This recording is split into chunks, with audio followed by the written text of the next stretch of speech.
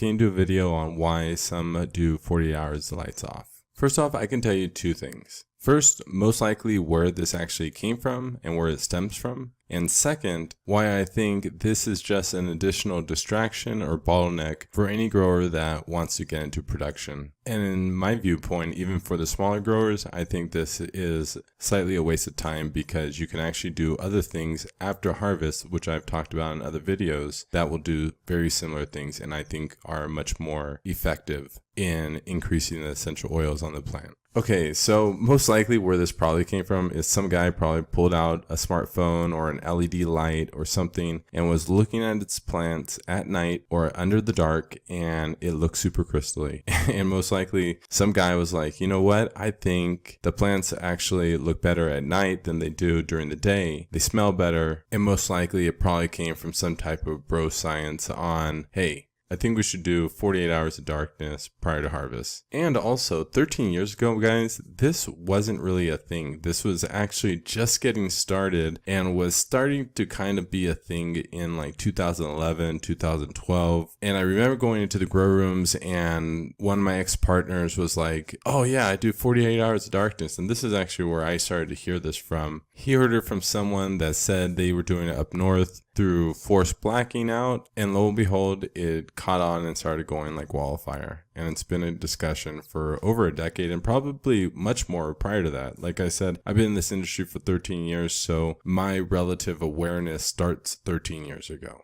Most likely people have been talking about this even prior to that. Just initially when I started to think about it and what it was introduced to me way back in the day was you have to literally shut down your operation for 2 days for the possibility that it might get additional bag appeal. When at the end of the day, if you just paid attention to your plants from the beginning, it would have great bag appeal at the end, no matter what. Obviously, if the genetics was crap, that might play a role, but for the most part, if you do your job, pay attention to the plants, don't let the room overheat, you're growing outdoors, don't let the bugs get to the stuff, PM, all those basics, keep watering, stay on time, stay disciplined in your grow room, you're going to have bag appeal. What I find to be really interesting is that all these little different nuances to increase the quality in the last 24 hours of the grow or 48 hours of the grow, because more often than not, the grower neglected the crop from the beginning. I mean, think about it, guys. Like, think about it as an athlete, right? Do you try to train really hard at the very end of your season, or do you start training 5 months before your season starts? I wrestled my entire life. Our seasons never stopped. We always stayed in shape.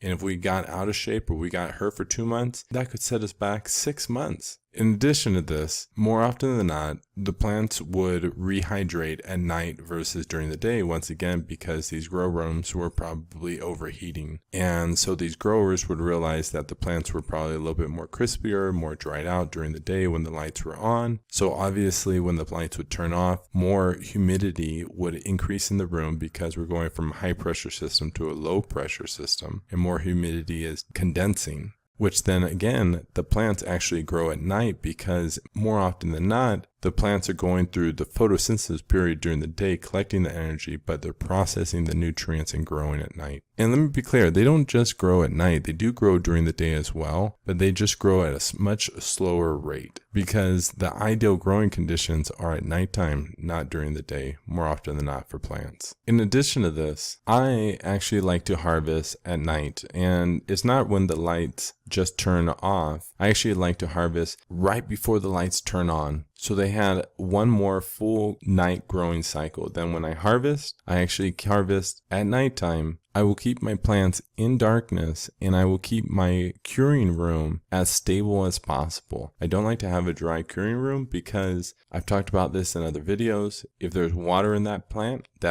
can still grow. And when you chop off that stem, the plant starts to actually stress out. That branch starts to stress out. And because of that stress, it actually releases hormones. Everything I'm saying here is actually backed up by science. I go back, I read all this stuff. I'm like, okay, that's interesting. I can trust this thought process because it's measurable. And I know that when the plants are healthy and I don't have bug problems, I don't have mold problems, PM problems. And when I harvest, I'm not defanning, I'm not taking any of my leaves off. I like to keep my foliage on. Because we've talked about this, right? The foliage acts as a cocoon. And through that process, the flower actually stays in darkness even more. So I'm not just harvesting and keeping the flowers in darkness in a dark room, although the leaves, as they curl over, it keeps the flowers further protected and in a darker, more humidity controlled environment.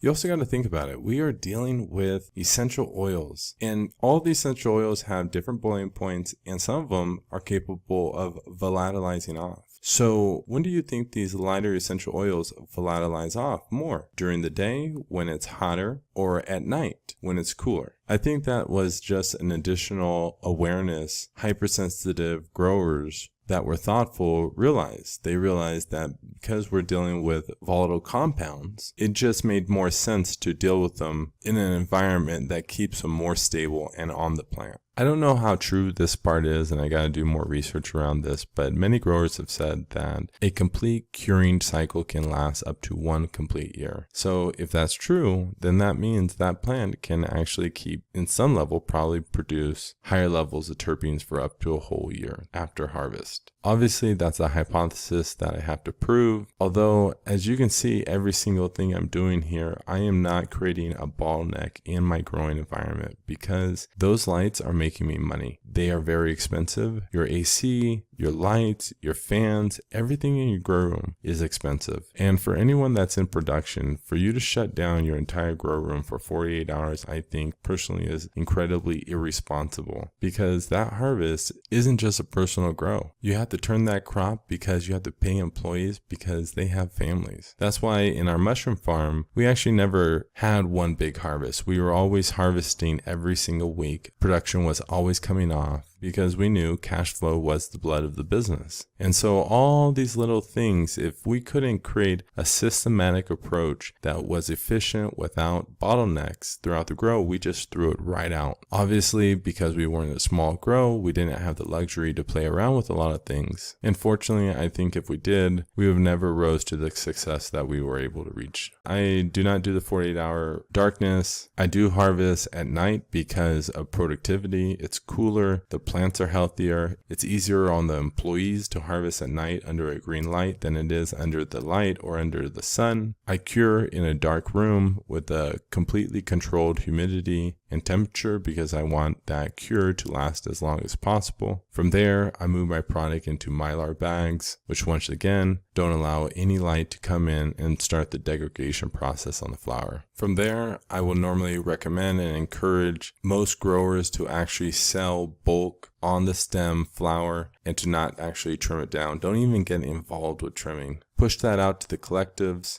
Push that out to the end consumers because they're going to get a better product. That's my opinion, although opinions are like assholes. Everyone has one.